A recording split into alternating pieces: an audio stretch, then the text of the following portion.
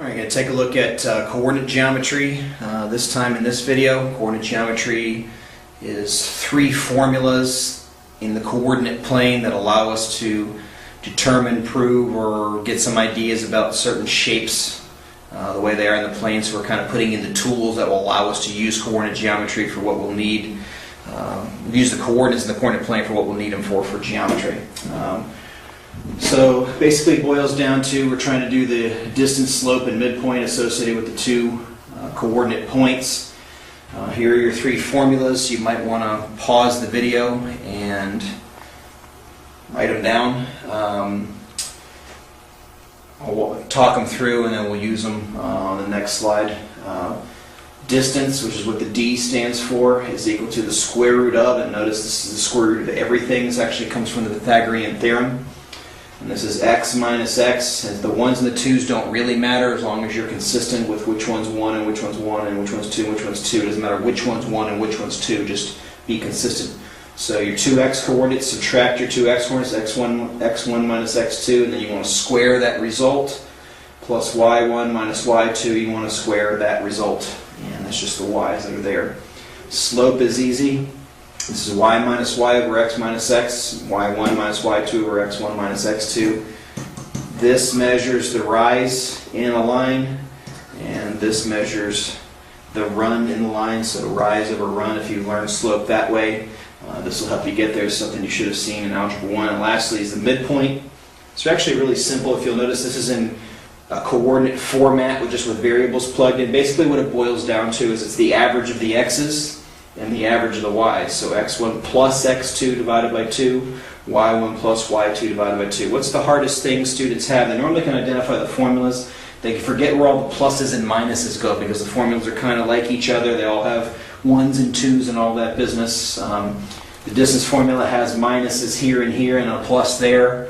Slope only uses minuses. Rise and run, what's the difference in the y's and the difference in the x's, and midpoint only uses pluses. So I don't know if there's a lesson to be learned there about which one's pluses and minuses and how to remember that. It's not necessarily an easy thing to remember.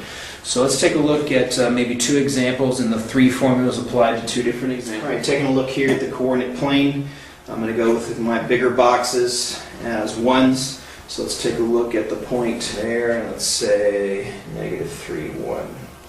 Right, so more or less, this is the point 4, 2. This is the point negative 3, 1. All right, let's begin with the midpoint. All right, the midpoint is like the average. It's mid. It's right in the middle. Right in the middle is an average. Well, you know how to find the average. So I want the average of the x's and the average of the y's. So negative 3 plus 4 divided by 2. That'll give me my x coordinate. And 1 plus 2 divided by 2. So that's the average of the two x values and the average of the two y values, both divided by 2. So that becomes the point 1/2, 3/2. So 1/2, 3/2 is right in there. It's about exactly the correct point that we would have for that scenario. So that looks pretty good based on the picture. Next thing we want to find is a slope. The slope is the rise over the run. Rise is measured by y coordinates. Run is measured by x coordinates. So it's the difference in the y's over the difference in the x's. So difference in the y's is 1 minus 2, y minus y, over x minus x.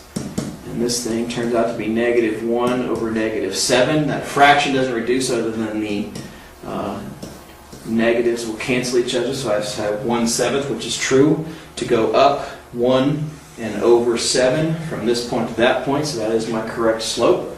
Slope is represented by the letter M, in case you forgot. And last thing is the distance. This is actually a little bit of the Pythagorean theorem. This ends up being the square root of x minus x. So that's going to be 3 minus 4 squared, plus y minus y, 1 minus 2 squared. So this is the square root of negative 7 squared plus negative 1 squared, which is the square root of 49 plus 1, which is the square root of 50. I don't know what the units are. Square root of 50 is not a perfect square, but it does reduce down into the square root of 25 times 2, so that's 5 square root of 2, and I could put that in a decimal approximation if I had a calculator, but that would be my distance. So, midpoint calculation, the average of the x's, the average of the y's. Slope calculation, the difference in the y's over the difference in the x's, that's the rise over the run. And then distance is the Pythagorean theorem kind of sort of thing.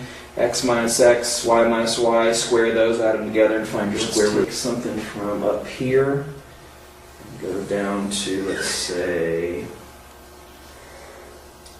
here.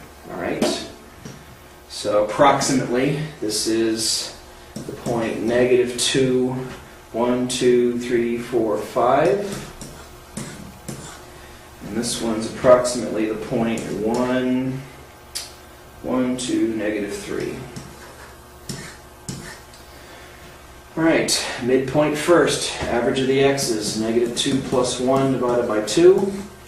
Average of the y's, 5 plus negative 3 divided by 2. So that's going to be negative 1/2. And that's going to be, negative 5 plus 3 is 2, 2 over 2 is 1. So negative 1/2, 1 is about right there. And that's right on the line. And appears to be right in the middle, so it looks like we did a good job on that. Now for the slope, y minus y, 5 minus negative 3, over x minus x, negative 2 minus 1. So that's 8 over negative 3, or negative 8/3. And it is going down, so it's definitely negative. I'm definitely going over 3, and it looks like I'm dropping, looks indeed like I'm dropping 8, so that looks like it's a pretty good answer. And last but not least, the distance. So let's say come over here for that one. Distance is equal to the square root of x minus x. What's my other x? 1. Plus y minus y, which is 5 minus negative 3. So that's the square root of negative 3 squared plus 8 squared. So that's the square root of 9 plus 64, which is the square root of, lovely, not 3, 73. Sorry about that. There we go, square root of 73. That doesn't reduce, so that's actually the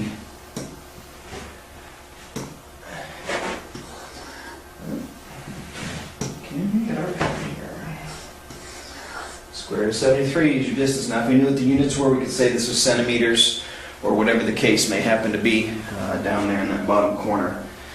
Alright, so that's coordinate geometry, the formulas you need, how to use them in a particular situation. So until next time, see ya!